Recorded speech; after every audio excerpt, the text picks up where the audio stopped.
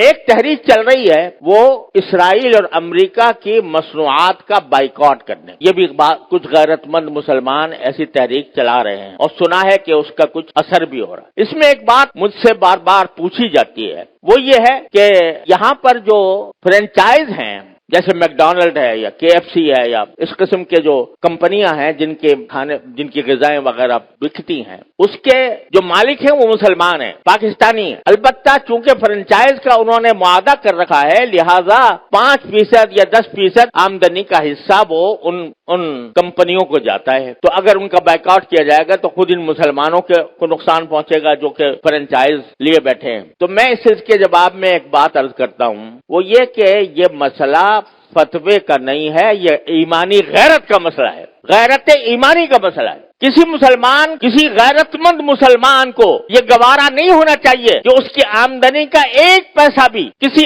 ایسے شخص کو پہنچے جو اسرائیل کو مدد دے رہا ہے۔ یہ انسان کی ایمانی غیرت کا تقاضا ہے۔ یہ کہنا کہ بھئی 5% جاتا ہے، اب 95% تو ہم کھاتے ہیں۔ ارے بھائی 95% آپ کھا چکے، بہت الحمدللہ، کافی آپ نے نفع بنا لیا۔ اب آپ یہ تو کر سکتے ہو کہ اس فرنچائز کو ختم کر کے اپنا کاروبار شروع کر دو۔ اگر اس کو ختم کر کے اپنا کاروبار شروع کرو گے تو ذرا تھوڑا سا پتہ تو چلے گا ان کو کہ یہ جو ہم دنیا بھر کے اندر ہم اپنی مصنوعات چلا رہے ہیں، دنیا بھر میں ہمارا سکہ چل رہا ہے، اس کا کچھ اثر تو ہوگا۔ یہ کہنا کہ 5% جا رہا ہے ان کو اور ہم نے 5% جا کے کیا اس میں کیا فرق پڑے گا؟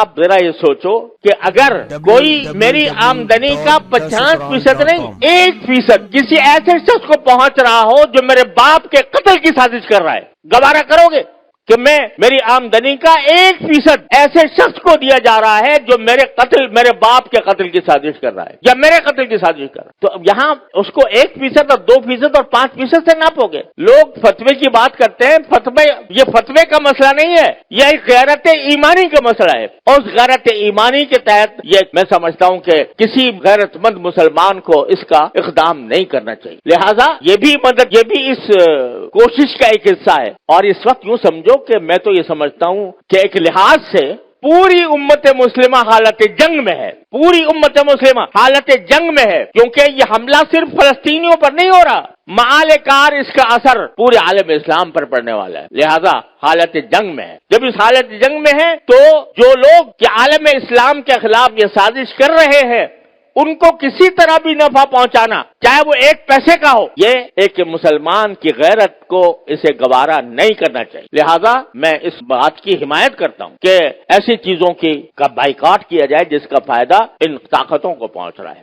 تو اپنی سی کوشش کرو، اللہ تعالیٰ سے دعا جاری رکھو، کوئی وقت خالی نہ جائے جس میں اللہ تعالیٰ سے نہ مانگا جا رہا ہو، اور پھر اللہ کے فیصلے پر راضی رہو۔ پھر جو اللہ کا فیصلہ ہے وہی برحق ہے، وہ ہماری خواہش کے مطابق ہو تو برحق ہے، ہماری خواہش کے خلاف ہو تو برحق ہے۔ تو بس یہ ہے پریشانی کا علاج۔ اللہ تبارک و تعالیٰ اپنے فضل و کرم سے ہم سب کو اس پر عمل کی توفیق عطا فرمائے۔ وآخر دعوانا الحمدللہ رب العالمین۔